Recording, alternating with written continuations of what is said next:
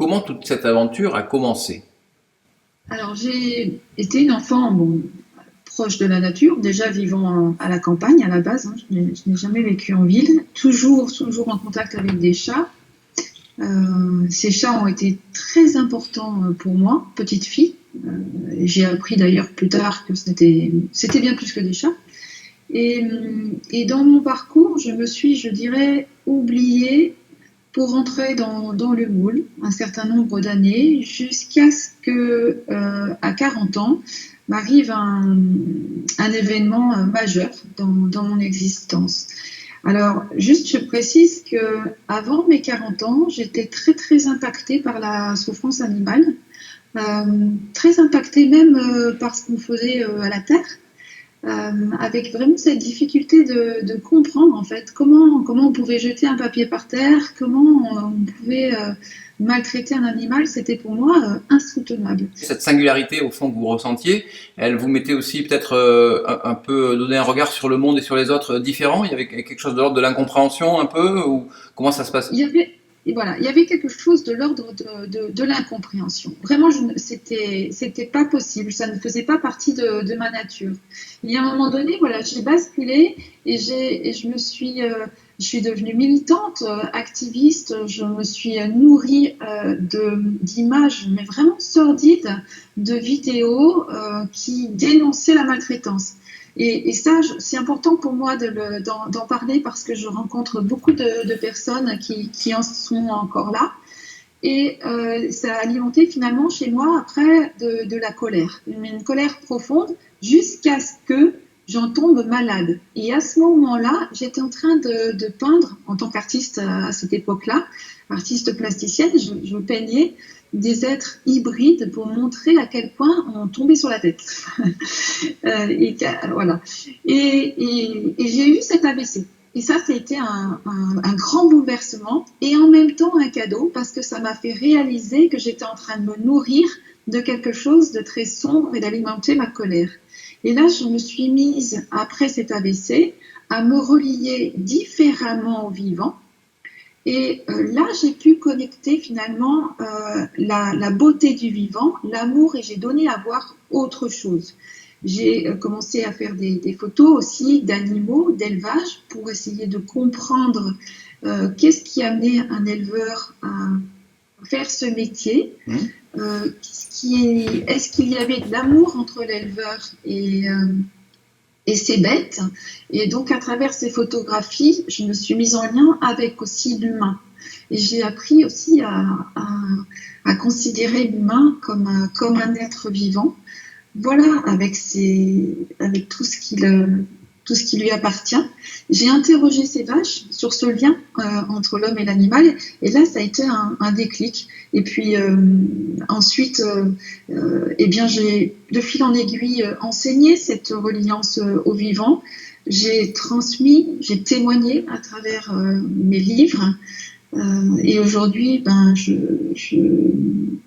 je transmets en fait durant les stages. Voilà. Alors, bon, donc un parcours vraiment d'engagement profond, intime. Comment vous avez pris conscience de cette possibilité de communiquer différemment avec le monde animal et par là même ensuite avec le monde des humains? Alors, lorsque j'ai eu mon AVC, j'ai perdu les facultés de mon cerveau gauche. Et déjà, en tant qu'artiste plasticienne au départ, j'avais ce cerveau droit qui était très actif. Donc vraiment, la création, l'intuition. Je pense vraiment que je canalisais aussi des choses à travers l'image. Donc il y avait une forme d'ouverture, extrasensorielle, je dirais, mais peut-être pas conscientisée. Ensuite, comme j'avais un amour profond à l'animal et le désir de mieux le connaître, en cherchant, je me suis aperçue qu'il existait vraiment une forme de communication avec les animaux, hein, cette reliance intuitive, télépathique.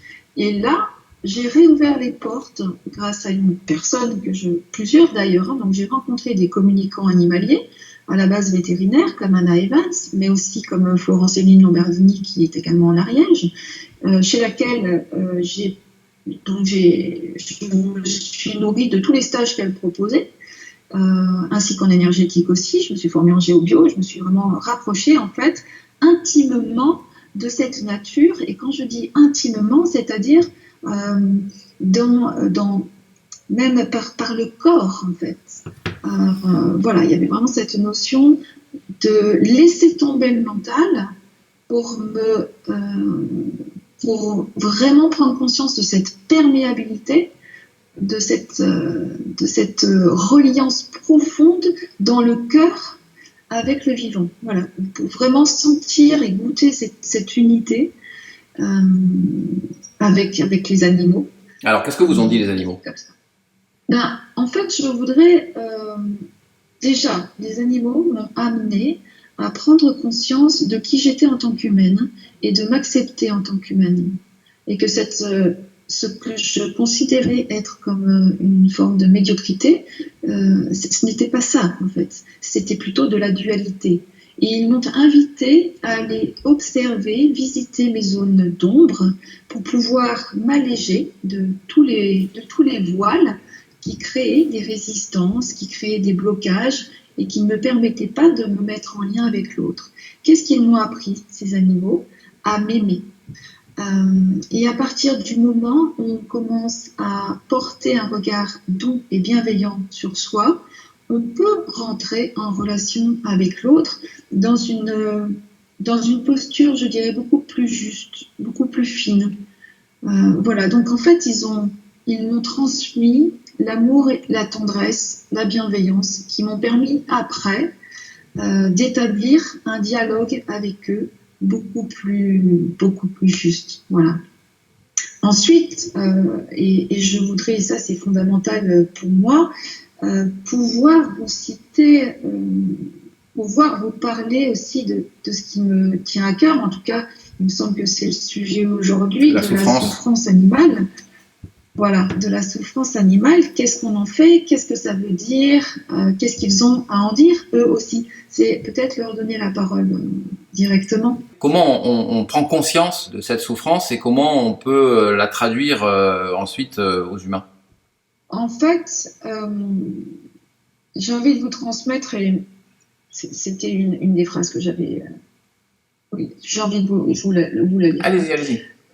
Par rapport à la posture, comment se mettre en lien, hein. La seule, et quelle action à mener? La seule action à mener, c'est nous rappeler qui on est. C'est ça qu'ils nous ont transmis. Nous sommes tous issus d'une seule et même énergie. Une énergie divine. Les animaux nous montrent le chemin de ce divin à l'intérieur de soi. Si l'humain a une action à mener, c'est celle de reconnaître le divin à l'intérieur de lui. Et ça l'amènera en fait vers une meilleure compréhension du vivant. Et je mélange les deux. Comment je me mets en lien? Il y a cette conscience justement de ne pas être séparé d'eux. Et il n'y a pas de pyramide, il n'y a pas de hiérarchie interespèce en moi.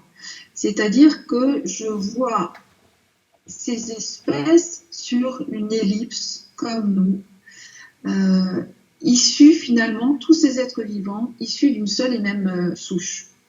Par là même, je me considère finalement comme énergie, comme vibration, et finalement, je ne divise pas leur âme de la mienne, et je me relie à quelque chose de beaucoup plus grand que mon être incarné.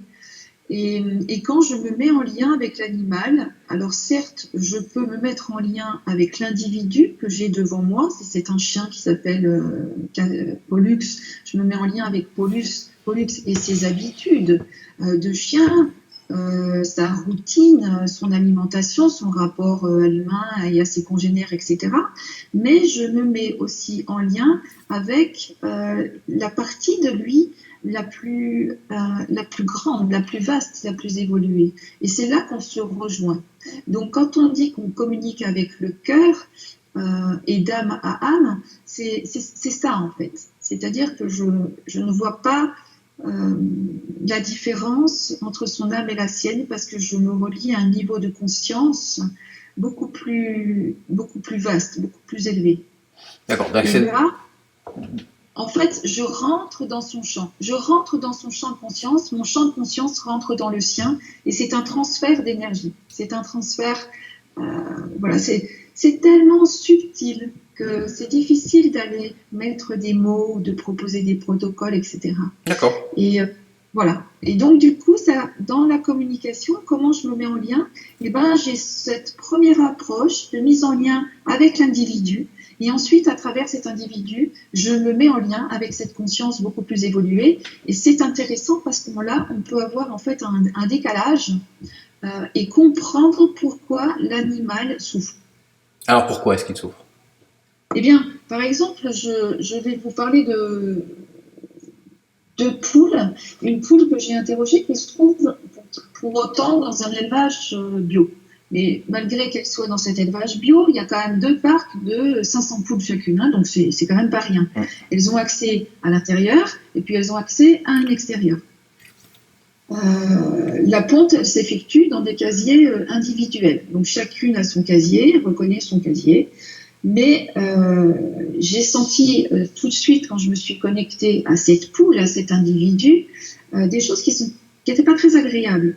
Une respiration difficile, je sentais qu'elle souffrait de la chaleur, il y avait une oppression, il y avait quand même du stress, une inquiétude et surtout la tête très lourde et du bruit, beaucoup de bruit. Alors qu'on est dans du bio.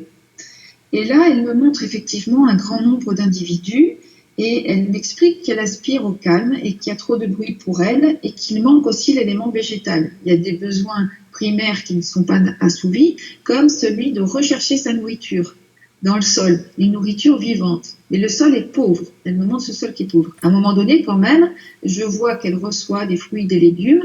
En fait, elle reçoit les invendus de l'agriculteur qui les élève.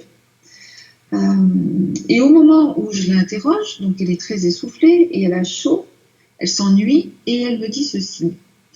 Le bruit et la promiscuité génèrent de l'agressivité. Mon cerveau ne peut pas fonctionner normalement. Être seul au calme sous un buisson, c'est impossible et cette stimulation auditive constante me fatigue. Ici, rien n'éveille ma curiosité, ni même la relation avec l'humain. Quand ils viennent ramasser nos œufs, ils ne nous disent rien.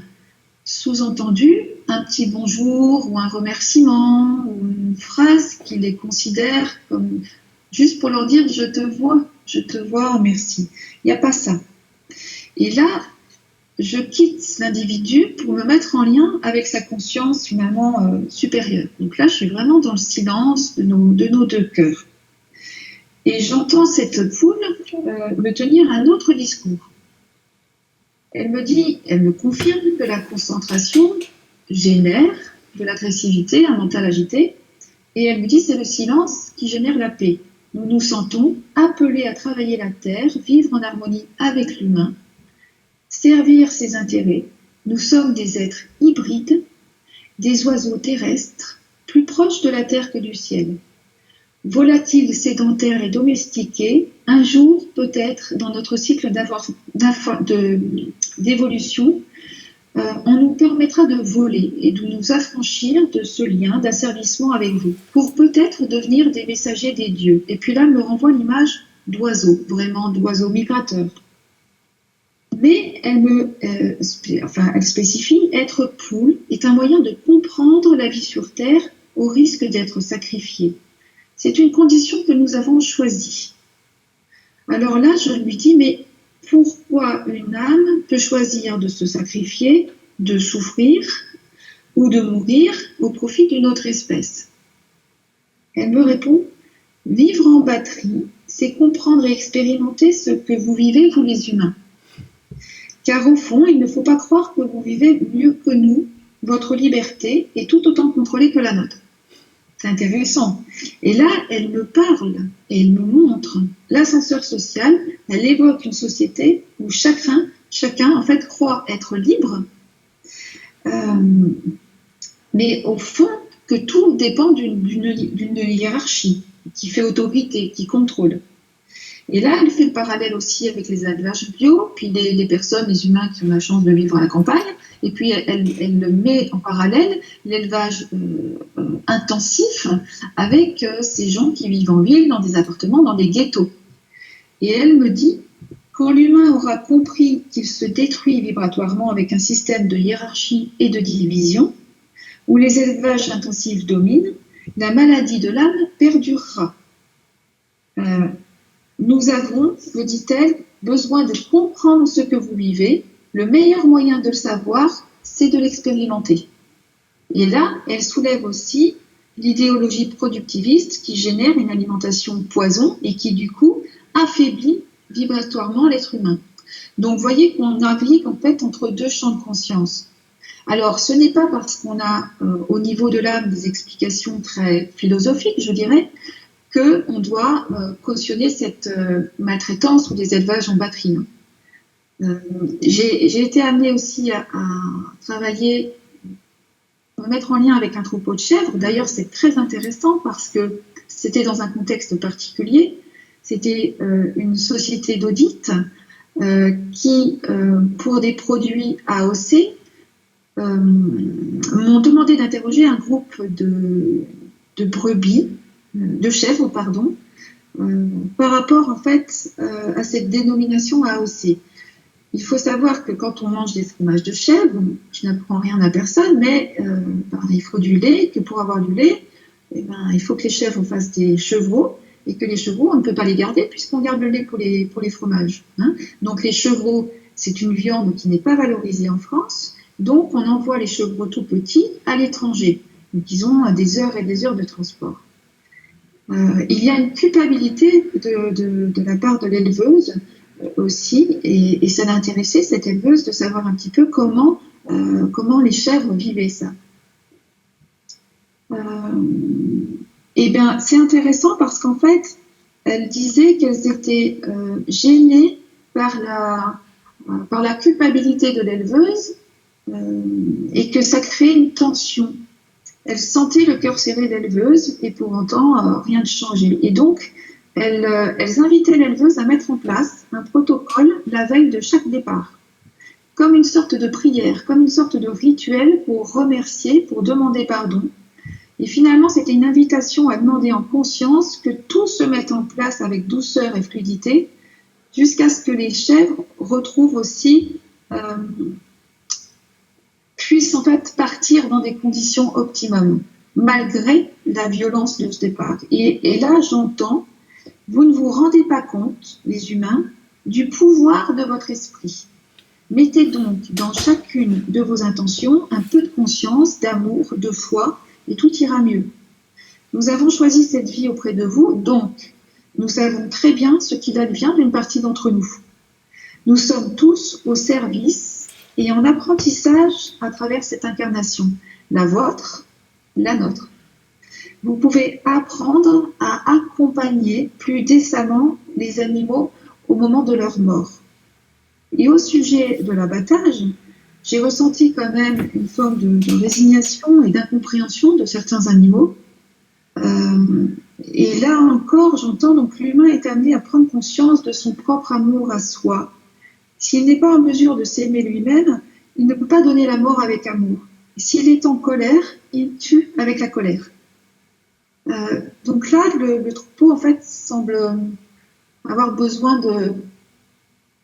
de faire comprendre tout ça d'un point de vue finalement assez philosophique. Et on sent qu'ils sont quand même dans l'acceptation de faire partie d'une chaîne, mais qu'il y a cette notion quand même de sacralisation, il y a cette notion de remerciement, de gratitude, de conscience finalement. Et voilà, ils me disent gardez votre pouvoir et votre responsabilité. Nous aimons notre éleveuse et nous voulons simplement la rassurer sur sa capacité à nous prendre en charge. Nous savons qu'elle souffre et qu'elle nous offre le meilleur en regard de ce système qui lui est imposé. Et donc il y a vraiment une coopération. Les animaux nous demandent de nous mettre en lien avec eux, avec plus de conscience. Voilà, donc ça n'enlève pas que, au niveau et du point de vue de l'être incarné, le déchirement entre la mère et son petit, ça restera toujours douloureux, toujours inacceptable. Mais du point de vue de l'âme, il y a vraiment cette conscience de faire un bout de chemin et une expérience d'incarnation sur Terre. Mais en fait, il nous invite toujours à trouver le juste équilibre. On peut projeter aussi des choses. Alors, bien sûr, bien sûr. Et c'est une question qui est très intéressante et elle mérite d'être soulevée à chaque fois. Et très longtemps, j'ai eu ce problème d'illégitimité. Et encore aujourd'hui, hein, je ne peux pas dire que j'en sois dégagée. Et je me suis beaucoup posé cette question. Si maintenant j'accepte de délivrer les messages comme celui-ci, Ouais.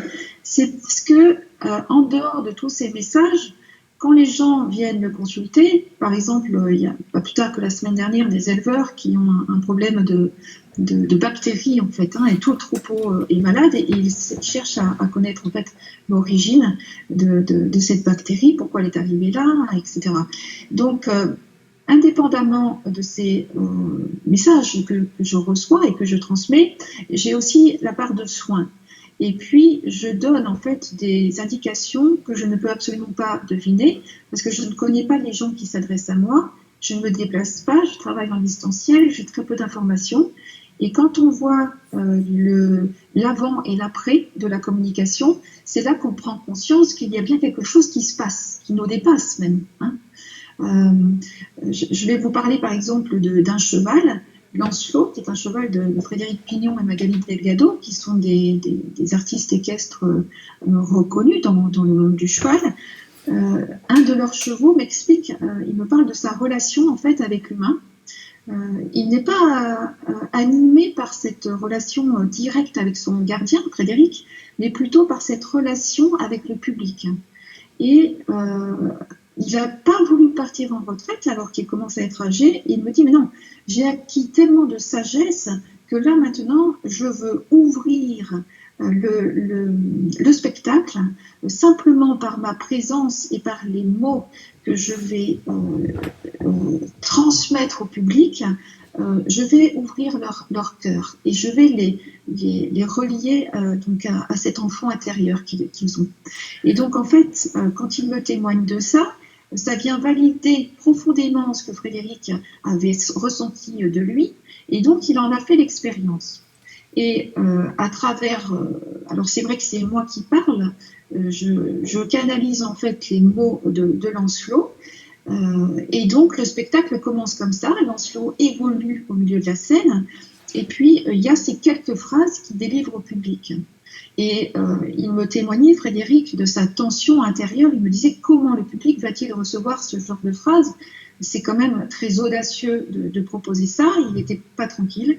Et en fait, à chaque fois, c'est une ovation et les gens se retrouvent comme de petits enfants et des gens qui, d'un milieu en plus équestre, il y a quand même beaucoup une énergie, voilà, et des personnalités quand même assez yang qui ne se dévoilent pas comme ça. Et il y a des gens qui se mettent à pleurer tellement ils sont pleins d'émotions et ce cœur s'ouvre. Donc il y a des éléments qui sont très tangibles, très, très palpables, qui viennent du coup me dire ok, je ne suis pas à côté. Oui, j'en suis convaincu de la sincérité. Par contre, évidemment, il y a mon filtre. Et chaque communicant a sa couleur. Il convient en fait de faire très attention à sa posture intérieure. Voilà.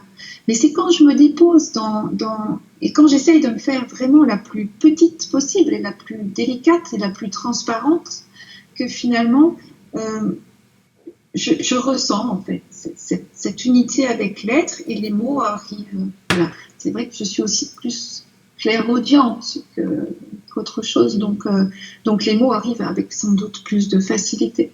Ça se traduit, toute cette expérience, ce savoir et ce ressenti par des témoignages que vous produisez au travers de livres, donc avec la volonté de transmettre ces expériences. Vous êtes aussi la messagère. Oui, j'ai eu longtemps, voilà, c'était compliqué pour moi d'accepter d'être messagère. Je me disais, mais enfin, quand même, qui tu es. Et puis finalement, j'essaye de disparaître. Et puis, effectivement, faire le lien, faire le pont entre l'humain en tant qu'interprète et puis ces animaux que je rencontre. Et du coup, j'ai été vraiment intimement invitée à écrire des livres pour témoigner. Et en fait, dans La Voix du cheval, j'écris avec mon cheval. C'est le co-auteur, en fait. Donc, l'auteur, c'est un cheval et moi-même. Et donc, je donne la parole à ces animaux. Et le fil conducteur, c'est finalement, sur cette question, faut-il encore monter les chevaux aujourd'hui, hein, c'est une grande question éthique, hein, eh bien, je les interroge par rapport à leur activité. Comment est-ce qu'ils perçoivent cette activité? Et c'est intéressant parce que j'interroge des chevaux qui font de l'attelage, qui font de l'équithérapie, du spectacle, du saut d'obstacle, de la course, du trot. Et pour certains, cette activité, ils en sont enchantés. Pour d'autres, c'est beaucoup plus difficile. Ensuite, je les interroge sur leurs besoins, leur environnement, comment est-ce qu'ils perçoivent le matériel. Et puis très vite, ils m'ont dit, mais tu sais, tes questions, elles sont bien gentilles, mais nous, ce qui donne du sens à notre existence, et ce qui est le plus important pour nous, c'est notre relation à l'humain, notre relation avec vous. Hein. Et c'est là que ça commence à devenir vraiment très intéressant, et il parle de ce besoin de lien, de cette reliance avec l'humain, de ce qu'ils peuvent aussi nous apporter et de ce que nous leur apportons, en fait. Et c'est vrai qu'on ne parle pas de la domestication, et je vais parler de la domestication du cheval, elle est importante à considérer. Nous avons une responsabilité. Domestiquer l'animal, d'une certaine façon, c'est le rendre beaucoup plus vulnérable parce que c'est le couper de l'âme groupe, c'est le couper aussi de ses congénères, c'est le rapprocher de nous et c'est le rendre finalement plus dépendant. Et ça, c'est important aussi d'avoir cette conscience-là. Parce que on n'a pas, quand je me mets en lien par exemple avec un troupeau de chevaux sauvages comme les chevaux de Przewalski, quand j'interroge un individu, il ne parle pas au nom, enfin il ne me dit pas je, il me dit nous. Et il m'explique que cette reliance au troupeau les amène à une reliance plus directe à l'esprit, au grand esprit, l'esprit cheval, mais aussi le grand esprit. Et en ça, moi, je ressens vraiment l'énergie du divin. Il m'explique que ça leur donne de la force, de la puissance, à tel point que si on veut endormir un cheval de Przewalski, il faut mettre 4 fois les doses qu'un cheval domestiqué. Donc même dans la matière, ça se ressent, vous voyez. Et donc le cheval domestique, par contre, accepte d'une certaine manière une forme d'asservissement, entre guillemets, parce qu'il est amené à faire des choses qui sont finalement pas naturelles du tout pour lui, mais il le fait avec plaisir quand il y a une relation avec l'humain qui le nourrit. Voilà. Donc, mais ça, je pourrais en parler des heures, et c'est pour ça que j'ai écrit ce livre. Et donc là, il y a vraiment des témoignages qui sont très intéressants pour un cavalier, mais aussi pour toutes les personnes qui se posent des questions sur qu'est-ce que le cheval vient finalement apprendre à l'humain, transmettre à l'humain, quels sont finalement lui aussi les bénéfices qu'il en tire. Voilà, donc on retrouve tout ça dans ce livre. On a une question fétiche à la fin de chacune des interviews que l'on a menées, c'est très simple, et j'attends quand même avec impatience votre réponse. Est-ce que vous avez un animal fétiche, ou un animal totem, ou un animal préféré? Alors je mélange tout parce que c'est pas pareil, hein. Un totem, un fétiche, un animal préféré, mais si vous deviez synthétiser, est-ce qu'il y a un animal qui vous touche plus que d'autres? J'aime tous les animaux, mais je me sens très très proche des chevaux. J'en ai beaucoup à la maison et j'en ai un avec lequel je partage ma vie, qui est très important pour moi. Et puis j'ai aussi un réel coup de cœur pour les cachalots et j'entretiens d'ailleurs depuis le mois d'avril des échanges réguliers avec Elliot, un cachalot qui vit au large de l'île Maurice, en tout cas une certaine partie de l'année. Sur ma chaîne YouTube, on retrouve la voix d'Elliot. Il a une prière pour l'humanité qui est vraiment à partager. Voilà, donc les cétacés et les chevaux, particulièrement. Ouais. La terre et la mer, c'est... Voilà. La terre et la mer, exactement. En même temps, Poséidon est sorti de l'eau et son char était traîné par des chevaux et des dauphins.